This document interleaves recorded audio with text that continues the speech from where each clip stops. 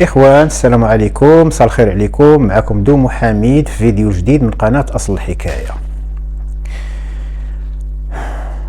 هبيلة وقالوا لها زغرتي، حلت فمها ما تلات سداتو. هذا هو الواقع ديال المغرب. هادشي اللي كيطرا فيه كيشبه لهذا المثل هذا اللي خلاوه لنا جدودنا تبارك الله عليهم، كانوا عندهم حكمة في الأمثال ديالهم. المغرب بقاو تينفخوا فيه،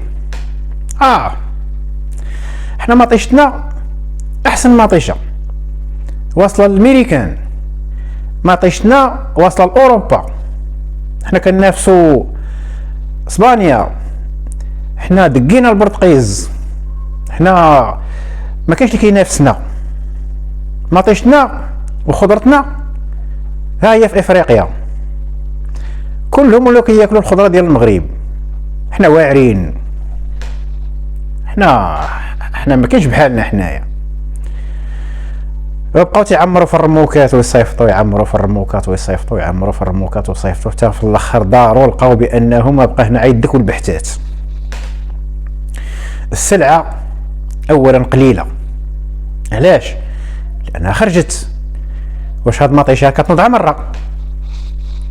واش كتصحابها هاد المطيشه هادي كتقدر تكلونيها؟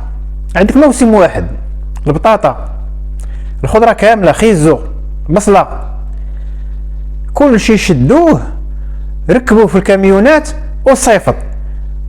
راه غيقولوا علينا بان احنا واعرين، راه تيقولك بان المغرب الاخضر راه الخضره ديالو غطات افريقيا واوروبا ووصلت للميريكان وغتوصل للمريخ وقيله. ولكن هاد الخضره هادي واش وصلت للبيوت ديال المغاربه؟ الا مشيتي للسوق دابا كتلقى الخماج تيتباع وغالي، طبعا غيغلى لانه قليل. راه السوق تيخضع لذاك القانون ديال العرض والطلب، انت المعروض عندك قليل، كيفاش غديروا بثمن مناسب؟ وتقول غنخفضوا الاثمنه ديال السلعه. باش تخفضها عندك حاجه من الجوج باش تخفضها، يا اما تقول الافارقه ردوا داك الشيء اللي صيفطنا لكم عافاكم الله يرحم باكم، حنا دراري راه عطيناكم كل شيء وما بقينا حنا بلاش، وتلغي دوك العقود، اولا غتشري من عندهم.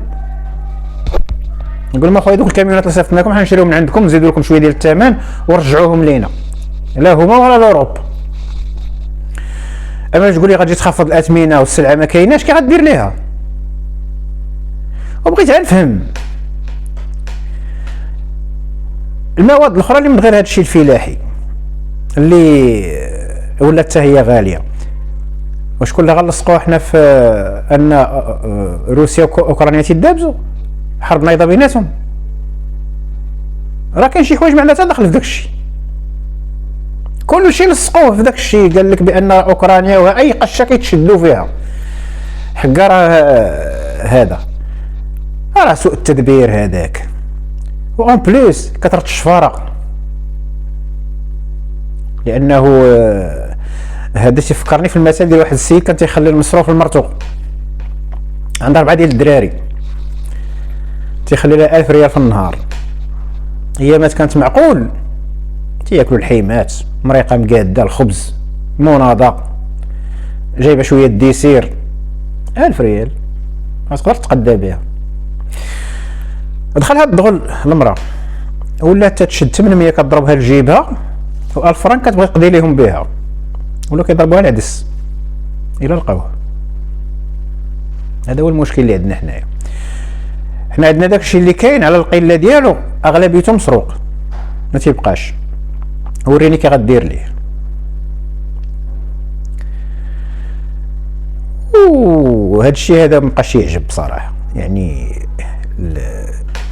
ما عندناش لي جون كومبيتون، الناس اللي هما كفاءات اللي غادي ينوضوا ويشوفوا مثلا هذه الازمه هذه. لان المغرب راه ولا السكته القلبيه غتوقع عليه، الاقتصاد المغربي وصل للحيط، ما بقاش قادر يزيد لقدام. التضخم اللي كتصحابو غيوقف، راه ما غيوقفش. اليوم 8.5%، وعطيها عا واحد الشهر ولا شهرين غتولي 15%، وانت غادي انت غتولي تخرج 4000 ريال يبقى يضحك عليك. ياك شنو هادي؟ تقول لي فلوس. سيدي 4000 ما بقات قضيه والو، بدل يخرجوا ورقه ديال 10000 وورقه ديال 1000 درهم باش يلاه تقدهم. وعلى اين انا بغيت نشير على هذه النقطه هذه ديال ان سلعه المغرب خرجات منه ومشات لجوايه اخرين، وبلا ما تبقاو تقولوا بان غنلقاو حلول. راه عندكم حل واحد، اما السلعه تستوردوها من برا، ما عطيشتكم غتشريوها من برا بالثمن ديال برا، لانكم نتوما تصرفتوا مع المغرب بحال شي واحد سرق كوفر ما عرفش يحلوه ويفلعصو هرسو باش يحلوه يسرق داكشي اللي فيه، وليتو كتهرسو باش تاخذوا داكشي اللي باغيين تاخذوه. ما ضربتوش الحساب لذاك طالب معاشو اللي خدام ب 50 درهم ونهار يخدمو ونهار وربعه ما يخدمهمش، ولا خدم سيمانه في الشهر ما قال حد الحد يلقى شي بني ولا شي حاجه. هذا ما ضربتوش ليه الحساب. ولا دوك العمال اللي خدامين بالسميق وكاريين ما ضربتوش ليهم الحساب هذا. ايوا على اين الاخوان، نتمنى لكم امسيه سعيده، الله يلطف بهذه البلاد هذه، والسلام عليكم ورحمه الله تعالى وبركاته.